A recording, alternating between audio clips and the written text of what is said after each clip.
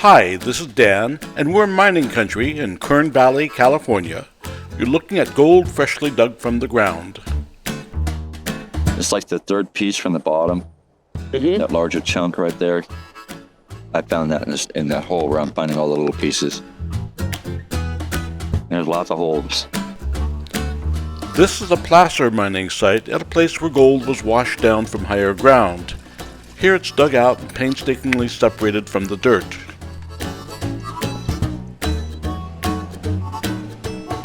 It is. That's what all the work is for. It's History Days at the Kern Valley Museum, and we'll be discussing methods of assaying and processing gold ore as it was done here in the late 1800s. We'll also be talking about mercury and the important roles it plays in both extracting gold and making better guns and bullets. And then we'll see how gold, mercury, and guns all came together in the history of the Civil War and the opening of the West. So we're talking to Phil, and we're inside a working assay shop at the Kern Valley Museum. And so Bill is showing us all the equipment that is in use inside an assay shop. This right here has to be a set of gold scales. They are accurate enough to measure a pencil mark on a piece of paper. And the reason they're enclosed is because the breath and the wind and everything will affect them. They're that sensitive. And they're all operated with the door shut. This is one that's over here that you can pick the weight up and move it across the bar to where that there's no wind movement at all, and you can bounce them out right down there, and it will weigh. Right, because you're saying it's so accurate that it can pick up the weight of the pencil marks on that pink piece of paper. That's right. This assay shop is really fixed up for what they call a field assay. This is our little furnace. We use this torcher right here. We use the crucibles. This is a crucible. That is a crucible. And this is a cupel. A cupel. And these are made of charcoal and clay, and this is made of bone meal and everything. When you assay, you come up with a weight, and it's got a lot of lead in it.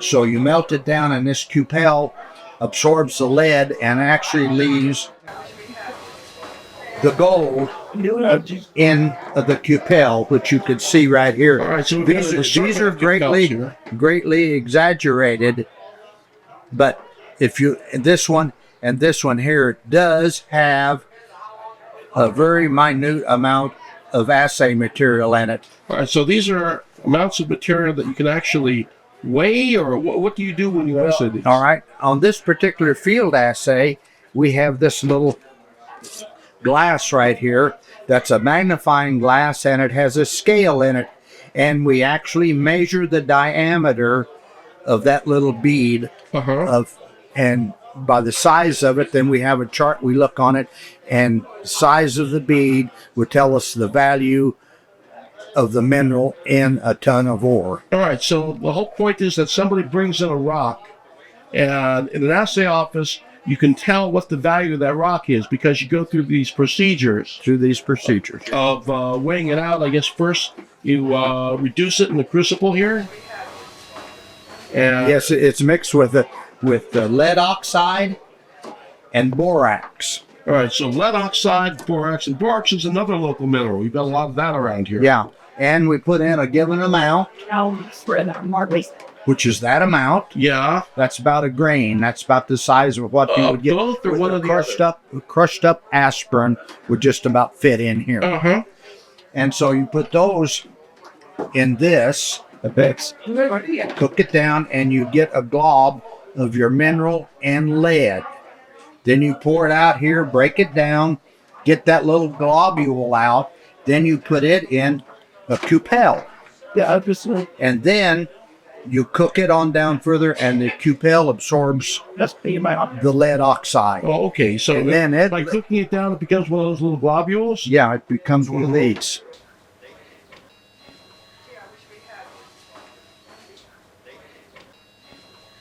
And so the object is to take one of those little globules, then weigh it. We can either weigh it or else look at it and measure it with this magnifying glass. Right. And the globule is going to be what? Either gold or silver or anything else? It'll be a noble. It'll probably be gold ore, which is a noble metal. It'll be gold and silver and platinum. Mostly gold. Oh, okay. But that way there you. This is a field assay, so therefore a person can even find out whether there is ore in a rock to even mess with it. It's of any value. Then you take it and you send it to a company that will fire assay it. And then they will get it right down. Okay, exactly. So this is just the first step in assaying a rock. This is in other words, determining whether the rock is going to have any value and whether you want to mine more of it. That's right. All right, and you're saying over here that this is a bottle of mercury, of quicksilver? This is a container that holds 76 pounds. So full of mercury. Yeah. And the reason it's iron, because iron is the only type of a container that will contain mercury.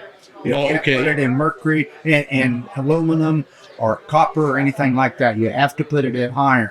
Okay, because the iron won't combine with the mercury. The iron won't combine with the... Okay. What? Okay. All right, and so you've got a Geiger counter up there. It's a Geiger counter. And the Geiger counter, that's used for finding uranium? Is there a lot of uranium up there? Yes, it is.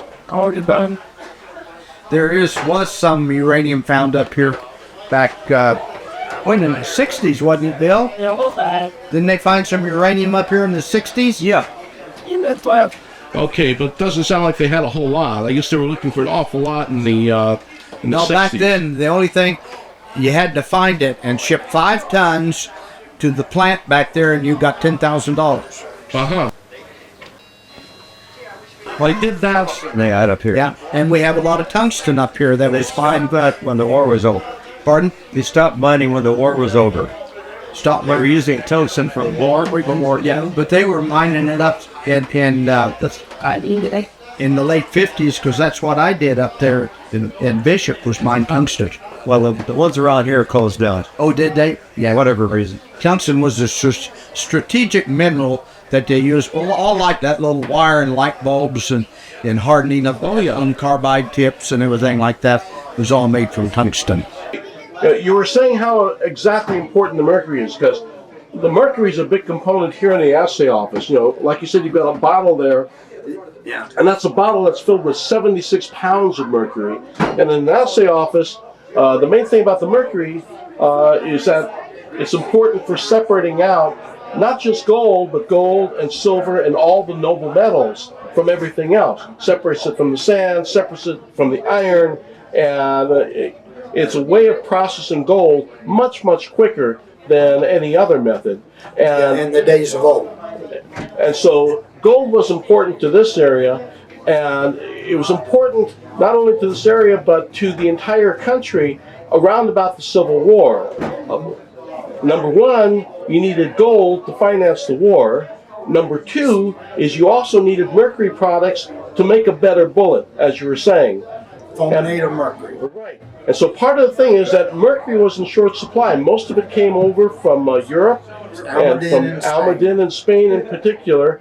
But it turns out that here in California, from the early 1800s, we had our own supply. You were saying we had our own new Almaden mine in the central coast of California. Okay, let's go over and take a look at that piece of cinnabar that you were showing me. Okay. This is a stamp mill. It was used to crush ore as far back as got the 1860s. They made it. It would crush the ore down. It would come to a set of screws, and this plate right here was a silver-coated plate. Is that what it is? Is that what it is now? Silver coated? Well, that's simulated. Right. And they would put mercury on that. Right. And as the stuff was crushed and it would break loose from the mother rock, it would come down over that, and the mercury would absorb it. Now the mercury is a liquid, and they just sort of slosh it on or paint it on or something like that? Rub it on and it'll stay there. Oh, okay. And sometimes it's probably an eighth of an inch thick. And the gold, as it comes down over there, that mercury just absorbs it. And once a day, they'll take a wooden board and they'll scrape that down. Oh, okay, so you've got this stamp mill. Basically, you've got that big rotating wheel, and it's causing those pistons to go up and down. And they weigh 640 pounds apiece. That turns at 60 revolutions a minute.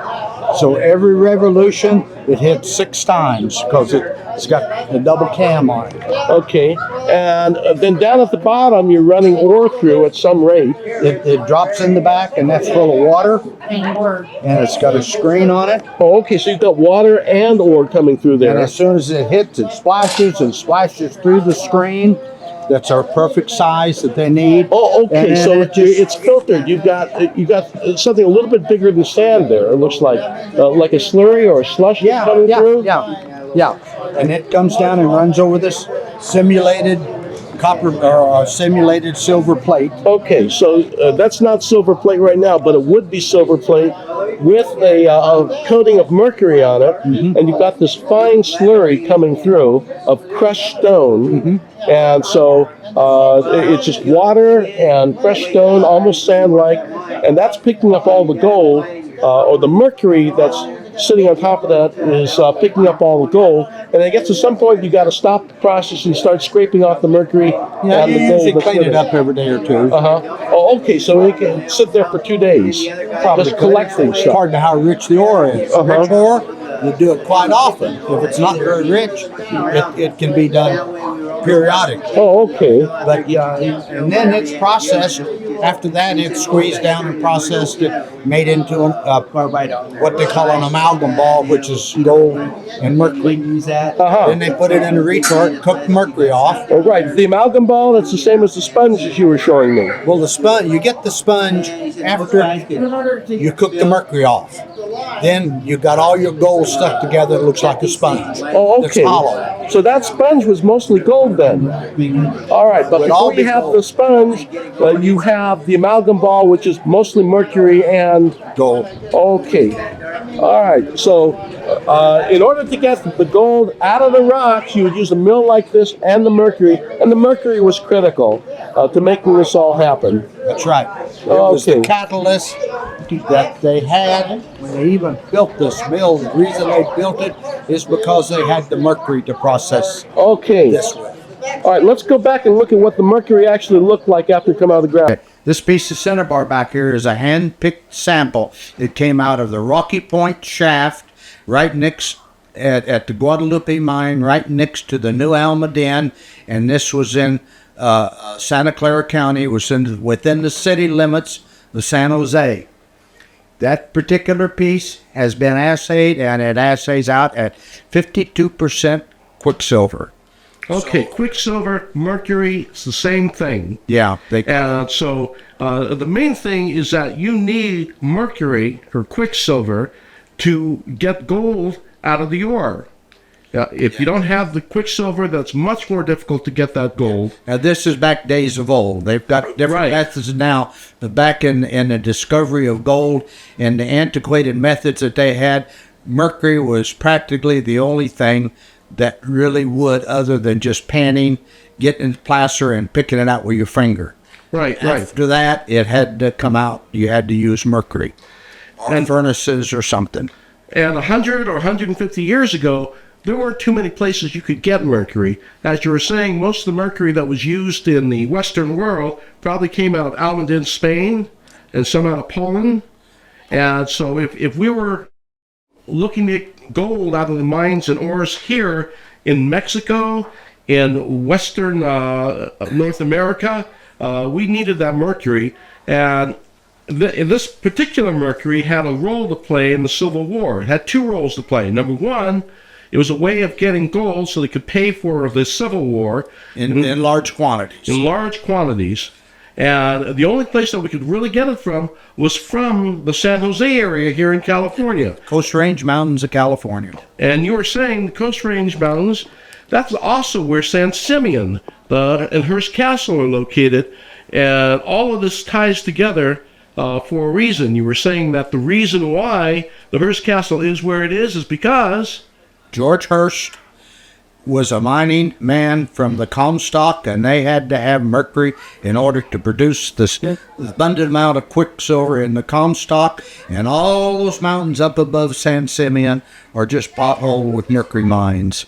And so he acquired that back in the 1860s, and and then he passed it on to William Randolph Hearst when he died. Okay, so there's mercury all over those hills, and that was critical to getting the gold needed to pay for the Civil War. On the North's part, that was critical for the North winning the Civil War, because the South had money in the form of cotton, and I guess the North needed to get what they could get. Yeah, that's right. And also for the development of the bullets that they finally came to use after the muskets. We used fulminate of mercury as the primer cap in order to set the bullet off, So in other words, in order to have a better gun, you needed to have a better bullet first. and then you had to have a primer to set the bullet off. Mm-hmm. So it was mercury again that helped with that, because we had such a supply here. Right, and that's where the mercury came in. Mm-hmm. Okay, we've got a beautiful minerals collection here. We've actually got two different types of mercury.